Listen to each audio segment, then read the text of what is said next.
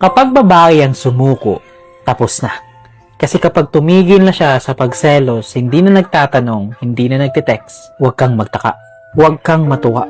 Hindi siya naging mature, napagod siya. Yung maingay na babae, yun pa yung gustong manatili. Yung nagtatanong, yun ang may pakialam.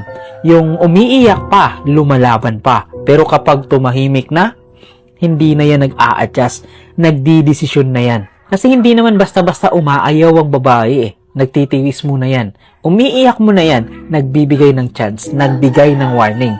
Pero hindi natin pinapakinggan. Kaya nung tumigil siya, wala na siyang hinihingi, wala na siyang inaasahan. Kaya huwag mong hintayin na mawalan siya ng pakialam. Ayusin mo habang may emotion pa.